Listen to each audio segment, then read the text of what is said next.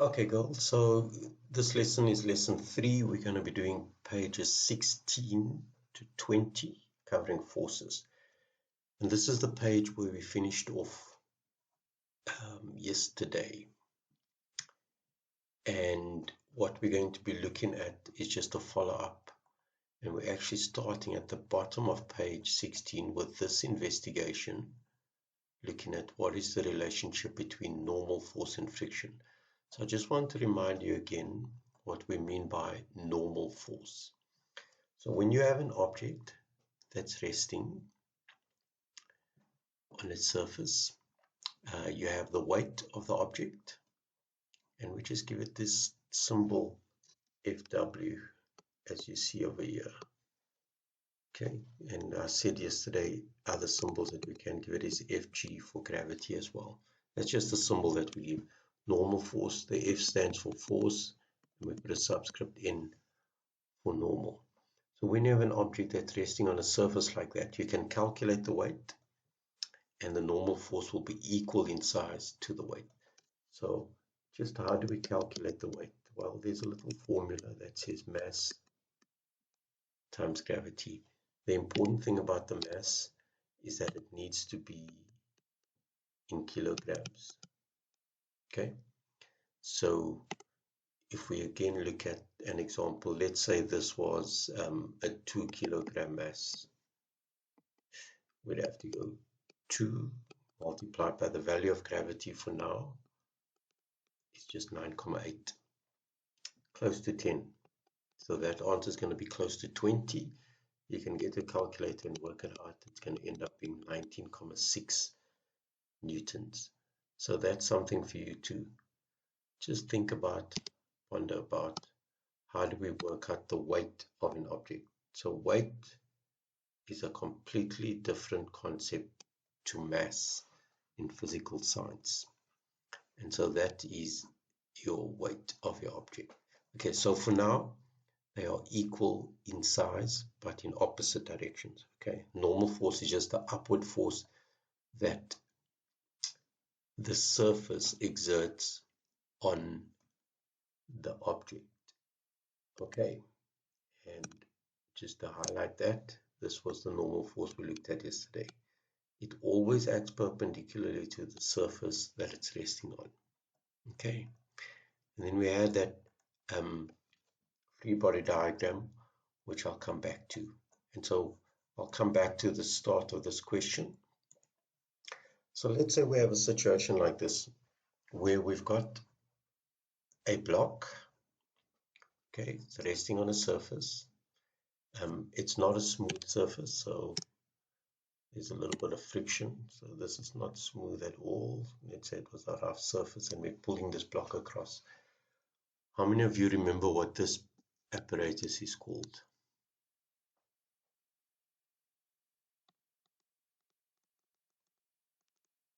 Yeah, called a spring balance. So here's a block resting on the surface, and we can give it a mass. Let's say it was 0.4 kilograms, and we're pulling it across. And what we want to do is to measure the force to start movement, to start the block moving. Okay, so it's going to take a certain amount of force to get that block to move. And in fact, I should have started perhaps just with the block on its own, so I can take that block off. So just a 0.4 kilogram. So we can measure that force, and then we repeat the exercise again by adding more mass pieces to that. So let's say this was a mass of 0.2 kilograms.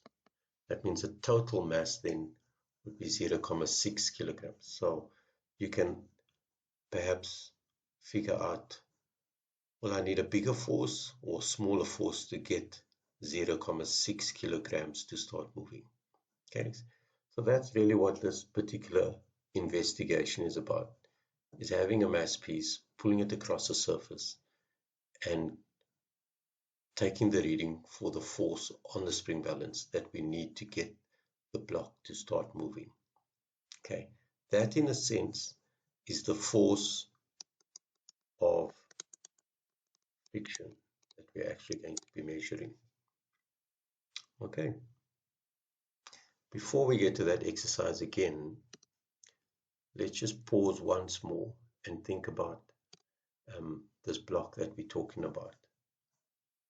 And so if we draw that surface once more,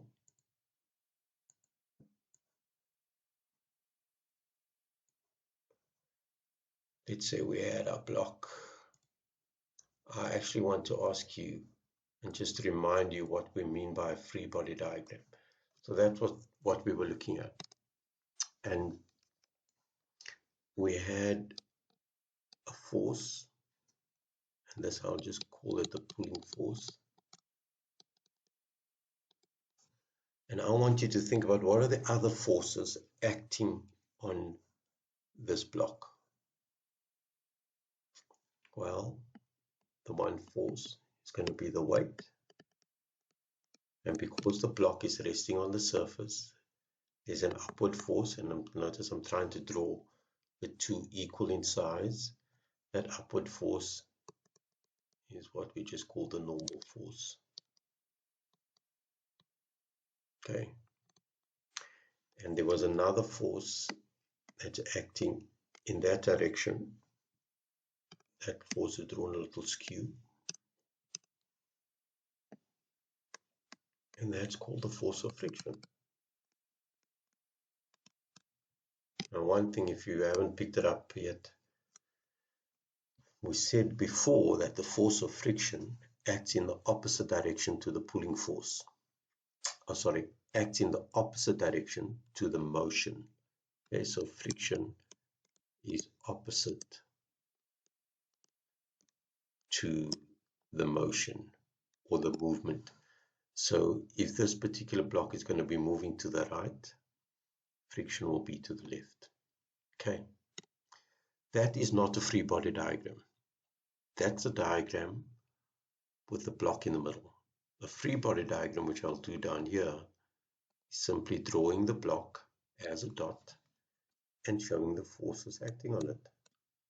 And really, it's as simple as drawing the forces like we have, like that. Or technically, we should be using a ruler, try and getting it as straight as possible. And we then have to label these forces. So instead of writing the full names down, we can also give these symbols. So like we did before, we could call this F for force, FW. This we could have F as capital P for pulling force. This we could have F subscript N for normal force. This we could go F, and we usually have a lower letter F for friction. So in my free body diagram, this will go FP, FW, FF, and FN. Those are just symbols that we use to represent what we've got. Okay. So down here, that is my free body diagram. If I could just have a ruler, that would be perfect. All right, so if we go on to the investigation, and so I'm just going to jump back to page 16, bottom of page 16. The investigation is to find the relationship between normal force and friction. Okay, so what is the relationship between the normal force and friction? And we're going back to some grade 8 work. Things like, how do you start an experiment? Investigation. Your aim is to determine the relationship between normal force and the size of the frictional force. So I jump to page 17. Here's that calculation that we have to work out the weight of an object. We take the mass and we multiply it by 9,8. Okay. This is a similar diagram that we had set up in my previous slide. And the table that you've got on page 17, we're going to provide values for you. So when you go into OneNote, I'm going to have these values inserted I'm going to do the calculation for the first normal force. You take the mass 0,3 multiplied by 9,8 gives you 2,94. These readings here, that's the reading from the string balance. We repeat the experiment 3 times, and then we ask you to calculate the average. How do you calculate the average when you have 3 values? And the 3 values we're talking about is that. Well, you add them up and divide by 3, and you put your answers in there, and you repeat that for each of these rows. And so what we're going to plot on a graph is normal force and that particular force there. And remember that that gives me an idea of what the force of friction is. Okay, and you're then asked on the next slide, on the next page, to plot a graph of the average force applied to the block at rest against the normal force of the block. Okay, so you're plotting a graph of the average force applied against the normal force.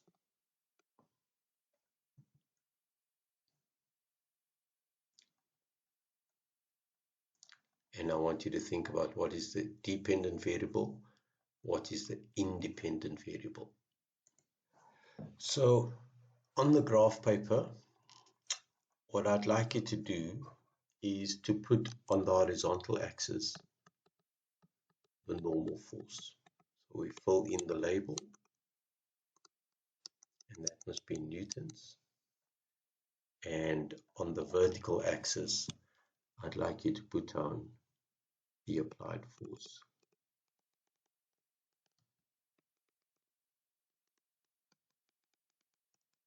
That's in newtons.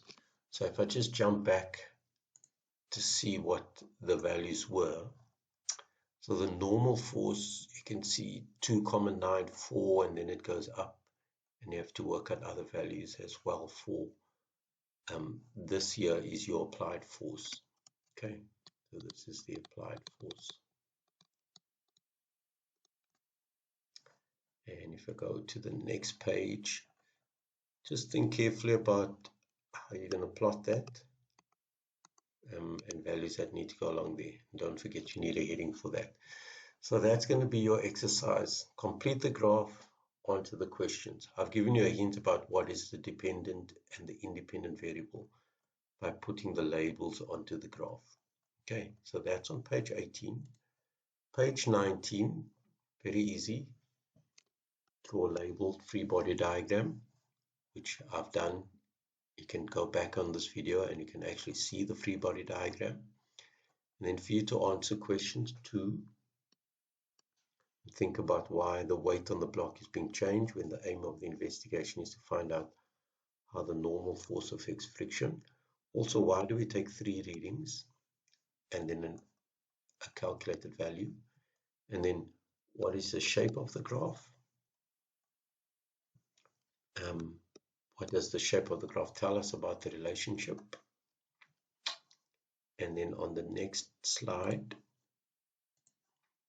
on the next page, also answer question 6 for us. Answer question 1, conclusion. And I think question 2, that one we'll leave that out. Okay. And then I would like you to also read this paragraph. Okay. And I would like you to answer that question and also to read. So read. So what you have to do is go all the way back to page 17. Complete the table on page 17. Okay, you need to complete that column and that column. And then you need to go to page 18, answer the questions, draw the graph, and then finish the rest of this chapter. Okay, thank you.